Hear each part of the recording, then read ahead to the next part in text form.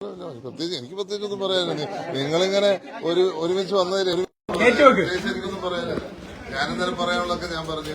ഈ വിഷയമാണെങ്കിൽ മാപ്പ് പറഞ്ഞിട്ടുണ്ട്, പക്ഷെ മാപ്പ് പറയുന്നതുകൊണ്ട് പ്രശ്നങ്ങളെല്ലാം ഇല്ലാതാകുന്നില്ലല്ലോ. അല്ല, ഞാൻ പറഞ്ഞത് അതൊരു വ്യക്തിപരമായ ഇഷ്യൂ ആണ്. ഞാൻ ഇന്നലെ എടുത്ത സ്റ്റാൻഡ് എനിക്കൊരു വ്യത്യാസമില്ല. വ്യക്തിപരമായ ഒരു കാര്യമാണ്. ആ വ്യക്തിപരമായ കാര്യത്തിൽ മന്ത്രിയാന്ന് പറഞ്ഞ് അദ്ദേഹത്തിന് വ്യക്തിപരമായ കാര്യം ഇല്ലാതിരിക്കാൻ പറ്റുമോ? ഇതിനു മുമ്പും പലരും വ്യക്തിപരമായ കാര്യങ്ങളുണ്ടായിരുന്നു, പക്ഷെ ആ സമയത്ത് അദ്ദേഹം അങ്ങനെയല്ല പ്രതികരിച്ചിരുന്നത്. അല്ല, ഞാൻ അദ്ദേഹത്തിന്റെ റെസ്പോൺസ് ഞാൻ പറഞ്ഞത്. പക്ഷെ ഞാൻ അറിയാൻ ആഗ്രഹിക്കുന്നത് ഇതുവരെ CPM റെസ്പോൺസ് വരുന്നില്ല. CPM റെസ്പോൺസ് എന്ത് ചെയ്യും? നമ്മുടെ വീണ ജോർജ് മിനിസ്റ്ററിനെ കരിങ്കൊടി കാണിച്ചപ്പോൾ അവരെ കൈപിടിച്ച് തിരിച്ചെന്നും പറഞ്ഞ നമ്മുടെ ഗോവിന്ദൻ മാഷിനെ കാണുന്നില്ല. നമ്മുടെ മുഖ്യമന്ത്രി റെസ്പോൺസ് കാണുന്നില്ല.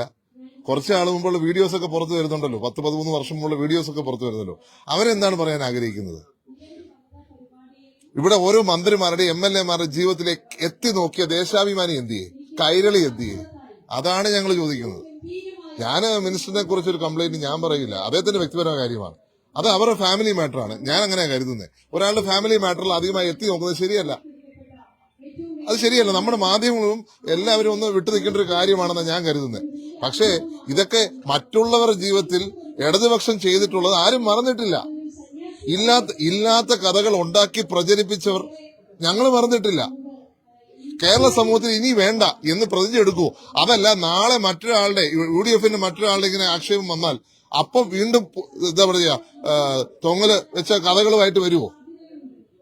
നിങ്ങള് മോറൽ പോലീസിംഗ് നിർത്തേണ്ട സമയമായി കഴിഞ്ഞു. കേരളത്തിൽ മോറൽ പോലീസിന്റെ CPIM എന്ന് പറഞ്ഞാൽ CPIM മോറൽ പോലീസ് എന്നാ ശരിക്കും പറഞ്ഞാൽ ഇടയ്ക്ക് തോന്നുക ഇല്ലേ? എന്നെ കുറിച്ച് കാര്യം ഒരു ദിവസം ഞാന് എന്റെ പിതാവ് മുഖ്യമന്ത്രി ആയിരിക്കുമ്പോൾ ഞങ്ങൾ ട്രെയിനിങ് നടക്കുക യൂത്ത് കോൺഗ്രസിനുള്ള. അന്ന് രാവിലെ ഞാൻ പത്രം എടുത്ത് വായിച്ചു. എനിക്കും നമ്മുടെ മന്ത്രിക്കും, ഈ പറഞ്ഞ മന്ത്രിക്കും വേറെ ഒരാളെന്ന് ഞാൻ പറയണ്ടല്ലോ, ദേശാഭിമാനിയുടെ ബാനർ ഹെഡിങ് ആയിരുന്നു സ്ഥലമുണ്ടെന്ന്. ഏതാ? ബാലരാമപുരത്ത്. ഇതുവരെ അതിനെപ്പറ്റി ഒരു അക്ഷരം മിണ്ടിയിട്ടുണ്ടോ? ഇങ്ങനെ വ്യക്തിഹത്യ നടത്തിയ ഒരു കാലമില്ലേ? ഇന്ന് അതിനൊക്കെ മൂകരായി പോയോ? മൂകരും ബദിരരുമായി CPM നേതാക്കന്മാരും മാറിയോ? ഇടതുപക്ഷം മാറിയോ? CPI എന്ത് ചെയ്യേ? എല്ലാ കാര്യങ്ങളിലും മോറൽ പോലീസ് അല്ലേ അവരും? എന്ത് ചെയ്യേ? കാണുന്നില്ലല്ലോ. അതേ എനിക്ക് ചോദിക്കാനുള്ളൂ. ഇത് വ്യക്തിപരമായ ഒരു കാര്യമാണ്. അതിലേക്ക് അധികം കടക്കാതിരിക്കുകയാണ് നമുക്കെല്ലാം നല്ലത്. തെരഞ്ഞെടുപ്പ് പാർട്ടി സ്ഥാനാർത്ഥിയെ പ്രഖ്യാപിക്കുമല്ലോ. അല്ല, പാർട്ടി സ്ഥാനാർത്ഥി പ്രഖ്യാപിക്കാതെ നമുക്ക് പറയാൻ സാധിക്കും? മണ്ഡലങ്ങളിലുള്ള പ്രവർത്തനം മറ്റു കാര്യങ്ങളെല്ലാം സജീവമായിട്ട്. അല്ല, ഞാനെന്നും ഉള്ള പോലെ ഞാനെന്നും പുതുപ്പള്ളി സജീവമാണ്. ഞാനിപ്പോഴും സജീവമാണ്, എന്നും സജീവമാണ്.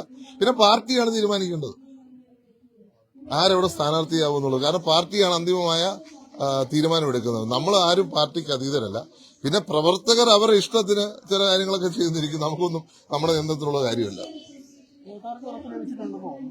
അല്ല, പ്രവർത്തകരുടെ ഇഷ്ടം നമുക്ക് ആർക്കൊക്കെ നിയന്ത്രിക്കാൻ പറ്റുമോ? പ്രവർത്തകർ എന്ന് വെച്ചാൽ എന്റെ ഫാദറിനോടും അതുപോലെ തന്നെ മറ്റുള്ള MLA-മാരോടൊക്കെയുള്ള സ്നേഹം കൊണ്ട് അവരവരുടേതായ ഇഷ്ടങ്ങൾ ചിലപ്പോൾ പലതും കാണിക്കും.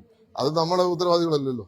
കാര്യം പറയുമ്പോഴും പ്രവർത്തകരുടെ കാര്യം പറയുമ്പോഴും ഈ മൂവാറ്റുപുഴ പെരുമ്പാവൂർ മണ്ഡലങ്ങളിൽ പ്രവർത്തകരുടെ ഭാഗത്തുനിന്ന് പല രീതിയിലുള്ള പോസ്റ്റർ പ്രചരണങ്ങളും മറ്റു കാര്യങ്ങളും കൂടി ഇതിന്റെ ഇടയിൽ ഉണ്ടാകുന്നുണ്ട്. അതായത് സിറ്റിംഗ് MLA-മാർക്കെതിരെ അടക്കം അത്തരത്തിൽ പോസ്റ്റർ പ്രചരണങ്ങൾ വരുന്നുണ്ട്.